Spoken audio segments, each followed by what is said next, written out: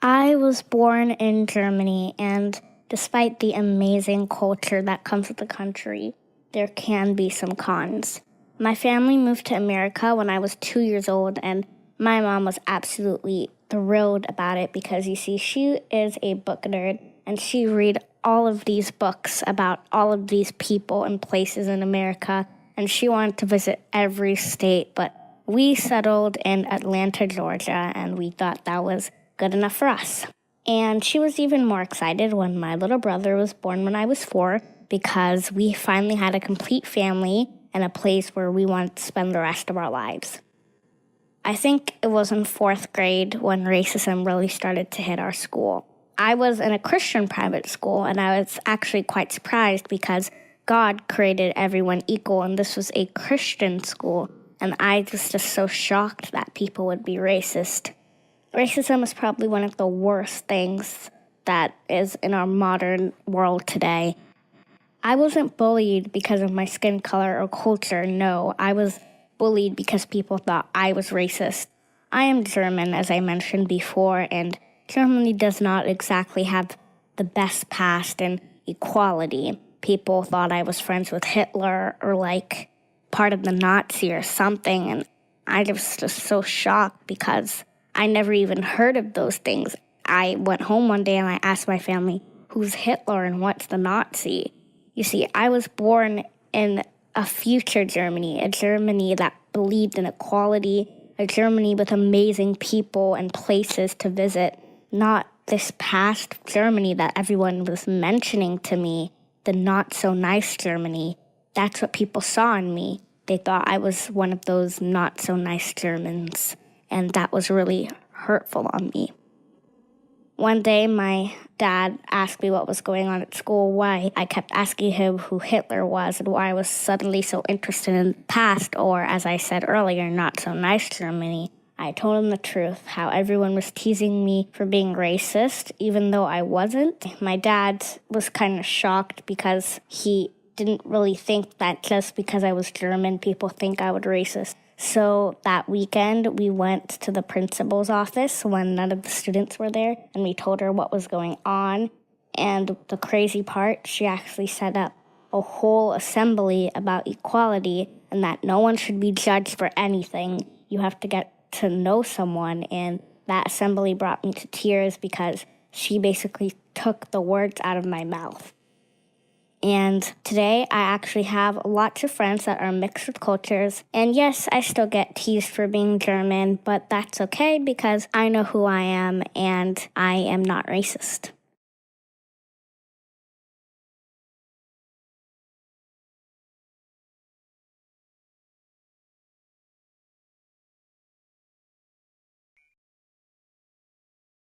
So this incident happened when I was in high school, when I was a sophomore.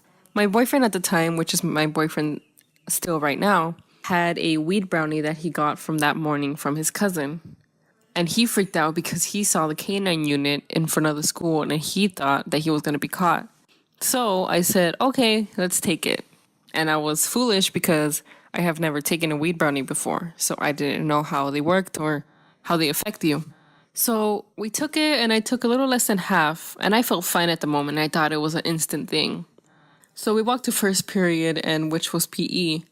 And we were playing tennis when I started feeling a little woozy and I was laughing at everything. And once first period ended, I went to the girls' locker room, and once I got in there, the whole room started going in circles. I started getting dizzy and I felt like I was on a boat. And I told my friend, oh my God, I think the brownie hit. And she was like, really? And I'm like, yes. And I couldn't stand straight. I was freaking out. So I walked to second period and my mouth started getting so dry instantly as if there was sandpaper in my mouth.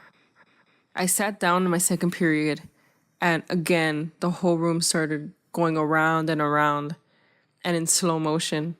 My teacher walked up to me in slow motion and he said, are you okay? And I said, no, can I please go to the nurse? I was just freaking out on the way. And once I got to the nurse, they sat me down and gave me ice cold water. and my arm just jerked and I accidentally threw the water on the floor, and the nurses got mad and I started crying. And they asked me, what do you feel? Have you taken any medication? And me, being in not the right state of mind, said, I took a weed brownie this morning. So they freaked out and they called the vice principal in, and the vice principal was mad. She had a stern look on her face, and I don't remember anything she told me to this day. But all I remember was holding her hand because I thought I was gonna fall off the 2-foot chair I was sitting on. I just remember seeing myself out of my body. Once my mom got there to pick me up, she didn't know what was going on. And when she found out, she was so mad.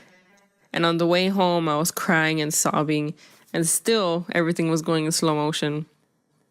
Me and my grandma at the time were in a fight, and once I got home, I just ran to her and hugged her and cried and said, I'm sorry, I was wrong, I'm sorry. And the whole day, I just felt the same way I did in the morning. Do I regret it? Yes, at school. But do I regret it? No, because if it wasn't for that brownie, I probably would have still not talked to my grandma, and that helped rekindle our relationship. So please don't do drugs, kids, especially at school, because you would have a really bad reaction like I did.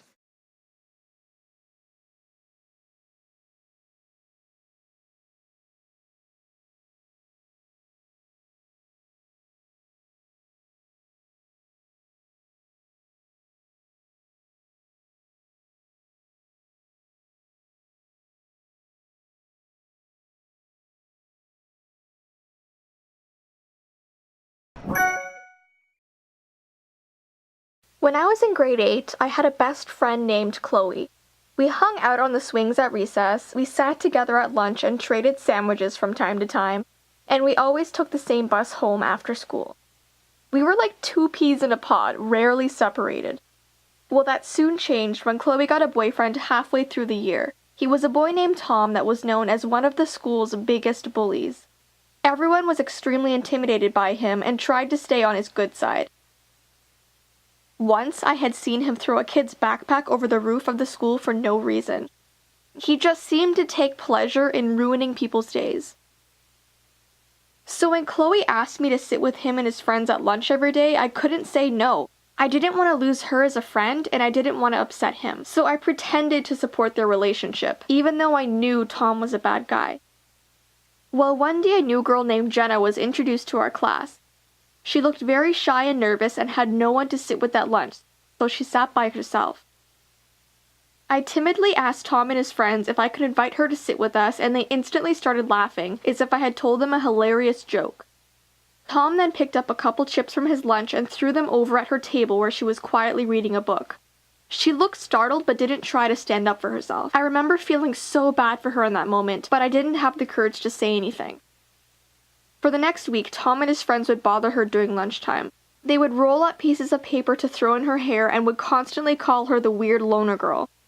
I was so shocked that Chloe was allowing her boyfriend to treat another human being this way, and I started feeling really embarrassed that I was sitting with these horrible bullies. Because by not standing up for Jenna, I looked like one too.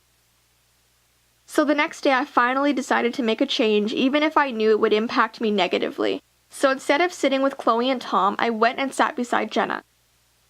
She looked really happy to finally have someone to keep her company.